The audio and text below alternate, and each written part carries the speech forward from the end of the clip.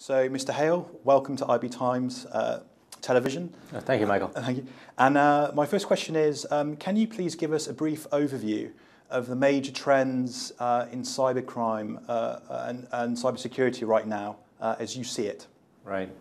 So if you talk about the general trend in cybersecurity, I think that the way you would describe it is it's growing area. It's up and up and up. So every day you hear someone has been the victim of some kind of attack, and they're either stealing personal information, they're subverting a system for intellectual property, or they're actually getting money in some way. So cybercrime is a big business and it's growing.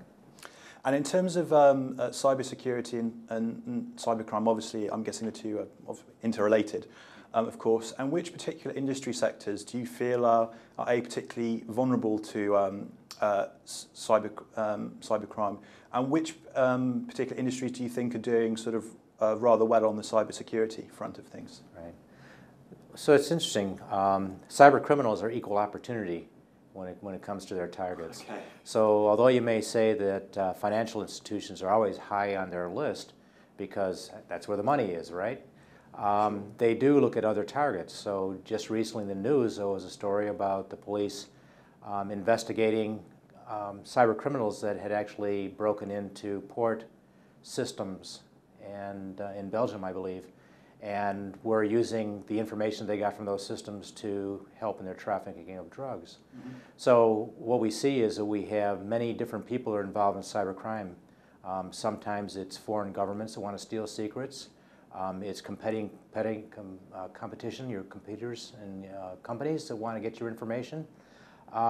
It also might be just people looking to steal identities. So each has its own interest, and they target based on that. So while banks have the lion's share of the vulnerabilities and interest, that there are enough trade secrets that companies have and other information that has value. And are there any particular companies which you feel have been sort of very good at sort of in terms of their cybersecurity being pioneers, in terms of sort of stopping cyber criminals, as it were, from compromising them? That's a really interesting problem. So if you look in the last year where a number of international banks have been targeted by groups that want to do denial of service, the banks have been very successful at maintaining critical systems, continuing to provide access to their account holders. So although they've had certainly experienced some issues, technical issues, that they've been able to still maintain operations. So you know that's very good on their part. Part of the problem with cybercrime, however, is that no one can really protect themselves 100%. Isaca did a recent study on what we call advanced persistent threats, and that's really how these criminals work. That first they're very persistent. If they don't find one way in, they'll continue until they find a way, and they use advanced tactics so that sometimes there's actually no defense against it, that it might not be detected by intrusion prevention systems. It may not be stopped by your firewall. So the normal security techniques we have aren't totally useful because they're exploiting what they call zero-day faults. They're things that there is no defense against.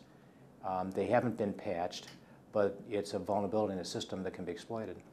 And are there any sort of particular tactics or tools which cybercriminals use that you might designate as, say, classic cybercriminal techniques or something, which companies may be particularly vulnerable or they fall for, some tricks?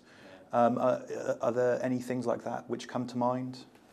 So again, that's kind of interesting, that the kind of tactics that are used can be anything from sending messages to employees or even targeting a specific employee that they think might have access to some type of system, so that they might be inclined to download an app or some information or run an application. And it might not be at work, it might be on a home system. But what they're betting on is that you might put it into a drive, a thumb drive that you're going to take to work with you and plug into a corporate system. And it's designed to infect the system, to spread, to change its characteristics and always to stay slightly under the radar so that you might not detect it. So where you're going to see very smart, planned attacks, exploiting vulnerabilities that can't be defended against, if those don't work, they'll burglarize and put in keystroke loggers. They'll infect systems through employees or executives for that matter. So it's very difficult to defend yourself because the avenues for attack are infinite. That's fascinating, and continuing that particular theme, if you were to make a generalization about the trend of cybercrime, and if I could use a film analogy, we have the classic 1980s film called War Games, where you have the teenager on the outside of the system who hacks his way in. He doesn't have any internal access. And then maybe if we use Tom Cruise in Mission Impossible, the first film, you have a group of experts who they have to break into CIA headquarters and sort of have internal access to the building internally. So which way do you think sort of cyber criminals are developing, or to use the film analogy? Can you? So I wish that more people like war games, because those techniques that we could predict and we can defend against.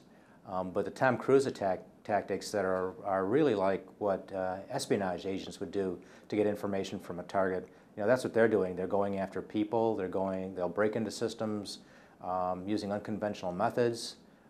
They'll subvert people to work in a company to provide information and passwords. They'll pretend they're the help desk and ask for your user ID and password because there's a security problem.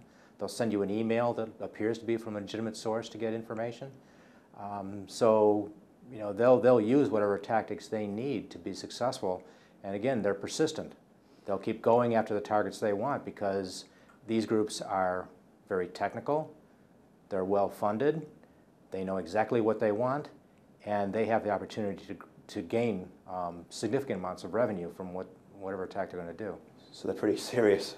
They're very serious because you have nation states, you have terrorist groups, you have organized crime, you have gang lords. What they can get is very valuable. And so my other question would be, so what advice would you give to clients or companies who come to you to defend themselves against these sorts of people? Right.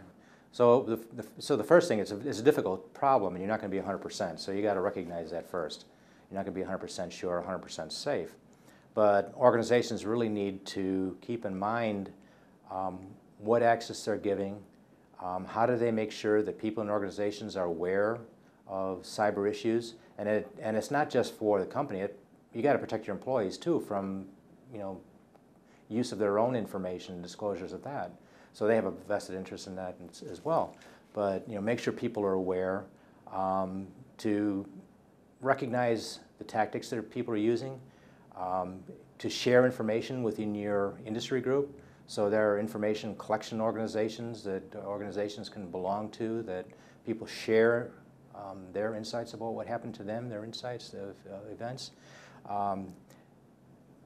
Join associations that help you keep current, with tactics, and make sure that on the business side, where they're looking to get value and use, modern technologies, the web, tablets, the Internet of Everything, all these things that are out there and available, that there's somebody also thinking about, what risks may we have and how do we monitor for those risks and protect ourselves and have a recovery plan so that when things do go wrong, you're not wondering then, what do I do now? But you have a plan that you can execute to help recover systems and restore your systems back to a safe state. Well, thank you very much, Mr. Hale. That's absolutely fantastic.